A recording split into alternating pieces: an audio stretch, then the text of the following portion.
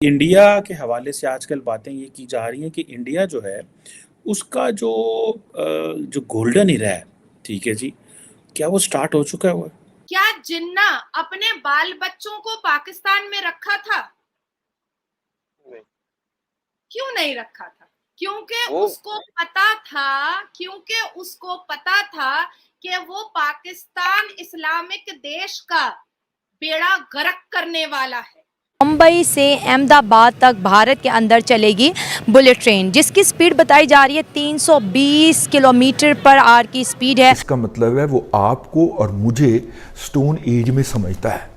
वहाँ एक हुकूमत कब खत्म होगी, इलेक्शन की तारीख 4 साल बाद कब आएगी, यहाँ तक कि नया सदर हलफ कब उठाएगा, ये सब एक ही बार आइन में लिख दिया गया है। और आज सदियों के बाद 20 तारीख से एक दिन कभी ना आगे गया और ना ही पीछे गया। IIT यानी कि इंडिया इंस्टीट्यूट ऑफ टेक्नोलॉजी अब दुनिया को एजुकेट करने जा रहा है।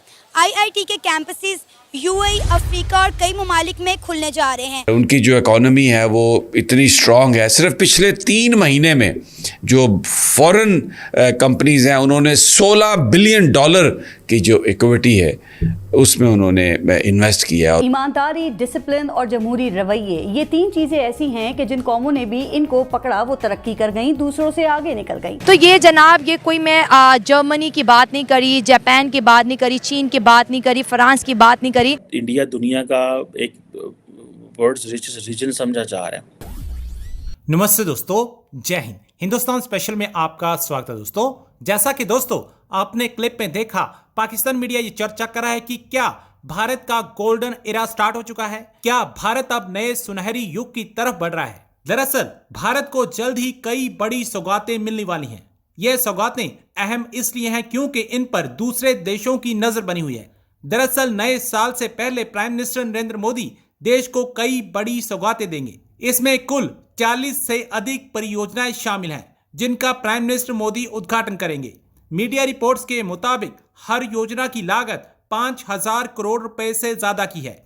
यह सभी परियोजनाएं भारत के लिए मील का पत्थर साबित होने जा रही हैं। आपको यहां बता दें कि 26 जनवरी 2024 से पहले प्राइम मिनिस्टर मोदी इन परियोजनाओं का उद्घाटन कर सकते हैं। ये परियोजनाएं लगभग तैयार हैं और सरकार इन्हें जल्द से जल्द जनता को समर्पित करना चाहती है। तो चलिए दोस्तों, आज की वीडियो की तरफ चलते हैं। Thank you so much. कभी हम पढ़ा करते थे कि पार्स को, अगर ग्लोबल पार्स को मेजर करना हो तो कैसे करते हैं, तो हम उनकी डिफरेंट पार्ट चेस बोर्ड्स ढूंढते हैं।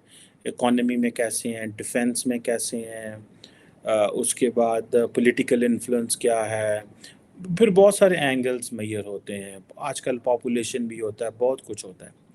अब ये जो एक चीज़ है कि इंडिया के हवाले से आजकल बातें ये की जा रही हैं कि इंडिया जो है उसका जो गोल्डन इरा है, ठीक है जी, क्या वो स्टार्ट हो चुका है वो?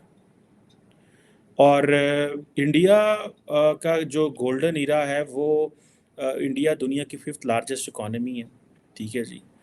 इंडिया दुनिया की 3rd लार्जेस्ट कंट्री है in terms of purchasing power parity, ठीक है जी। इंडिया की जो आबादी है दैट इज़ अबाउट 1.43 बिलियन है। उसके बाद जिसे इतनी ऑलमोस्ट चाइना की है। 2050 तक ये प्रिडिक्ट किया जा रहा है, जो कि यूएन का फोरकास्ट है, कि इंडिया की जो इकॉनमी है वो आबादी है वो 1.67 बिलियन पे चली जाएगी, और चाइना की जो है वो इससे कम होकर 1.43 से कम होकर 1.31 बिलियन हो जाएगी, ठीक है जी। और ये जो चीज़ें हैं ये बताती हैं कि दुनिया ने इंडिया को जो जिसे कहते हैं ना कि 5-6% पे ग्रो कर रहा है, दुनिया ने इंडिया को समझना शुरू कर दिया। अब ये जो क्वेश्चन है कि क्या जनाब इंडिया का गोल्डन इरा शुरू हो चुका है, इसकी लार्जली डिस्कशन होनी शुरू हो चुकी है। और अभी फॉर एग्जांपल ये चंद्रयान 3 जो है इसका चांद पे जाना अगस्त में पहुंचेगी। अब भारतीय जनता पार्टी जो है, ठीक है, जो इंडिया की जिसे वो कह लें कि उसको ज़ाहिर बात है लोग देखते हैं कि फॉर एग्ज़ाम्पल जी कि एक हिंदू नेशनलिस्ट एजेंडा है उनका, ठीक है जी। इंडिया दुनिया का एक वर्ल्ड्स रिचेस्ट रीजन समझा जा रहा है, ठीक है जनाब। और उनका बड़ा एक हिस्ट्री है, ठीक है। अगर आप माजी में चले जाएं कि इंडिया के को बहुत दफ़ा इन्वेडर्स ने इन्वेड किया है, ठीक है। 11वीं सेंचुरी में चले जाएं, फिर ब्रिटिश आ गए 18वीं सेंचुरी में, वो ब्रिटिश जो थे वो इंडिया को सोने की चिड़िया कहते थे, ठीक है जनाब, कि ये सोने की चिड़िया है। और ये जो सोने की चिड़िया है वो उनको बड़ी अच्छी लगती थी, इतने बड़े पैसे सन, ठीक है, और जान लगे सारा लुट लुट के भी ले गए। This is what we talk. और पर्टिकुलरली अगर आप ये देखें कि शशि थरूर ने बुक लिखी, आजकल वैसे भी इंडिया के अंदर, मैं आगे जाके डिस्कस करता हूँ उस हवाले से, तो सोने की चिड़िया के हवाले से बात होती है। अब सुनने में आ रहा है कि जो जो ट्रेंड्स नज़र आ रहा है वो ये है कि बीजेपी जो है वो समझती है कि हमें इंडिया के रिटर्न लेके आना है एक गोल्डन हिंदू प्रॉस्पेरिटी, ठीक है जनाब। और ये ऑब्वियसली आप जब इकोनॉमिकली ग्रो कर रहे होते हैं, हमारा जो फॉरेन एक्सचेंज रिज़र्व है वो कभी 1 महीने का रह जाता है, कभी 4 हफ्ते का रह जाता है। तो एक सिर्फ थोड़ा सा कंपैरिजन अगर आप करें इंडिया के साथ, तो वहाँ पर उनके जो फॉरेन एक्सचेंज रिज़र्व हैं आज 600 अरब डॉलर से ज़्यादा हो गए हैं वो, और उनकी जो इकॉनमी है वो इतनी स्ट्रॉन्ग है। सिर्फ पिछले 3 महीने में जो फॉरेन कंपनीज़ हैं उन्होंने $16 बिलियन की जो इक्विटी है उसमें उन्होंने इन्वेस्ट किया है, और उसको आए हैं वो उसमें। उसके मुकाबले में हमारे यहाँ डॉलर जो IMF से एग्रीमेंट के बाद थोड़ा नीचे हुआ था, पिछले 6 दिनों में गेन कर करके फिर वहीं पर पहुँच गया जहाँ पर वो था। स्पेकुलेटर्स ने माल बनाया। और ये जो इस वक्त पाकिस्तान में, मैं ये इसलिए आपसे वीलॉग कर रहा हूँ, आप प्लीज़ इसको सुनिएगा, ये मेरी और आपकी ज़िंदगी के मुतल्लिक़ है। हमारे असल प्रॉब्लम क्या है, हमारी ख़राबी क्या है। हमारे यहाँ नाम तो कानून का लिया जाता है, लेकिन कानून पर अमल दरामद नहीं है। इलेक्शंस होने हैं 90 दिनों में, आइन में लिखा हुआ, लेकिन नहीं होंगे, नहीं हुए KP और पंजाब में। और अगर आप किसी से बात करें अब कौमी असम्बली के इंतखाब की, तो वो कहते हैं जी केयर टेकर आएंगे और वो बस रहेंगे, साल रहेंगे। और यानी हुकूमत वो काम कर रही है जो उनके ज़िम्मे नहीं है। आइन ने जिस चीज़ के लिए उनको पाबंद किया है उसकी कोई किसी तरह से भी उसकी तरफ नहीं देखा जाता। तो ये बुनियादी वजह है हमारे निज़ाम के ख़राब होने की, कि रूल ऑफ लॉ नहीं है, रूल ऑफ कॉन्स्टिट्यूशन नहीं है।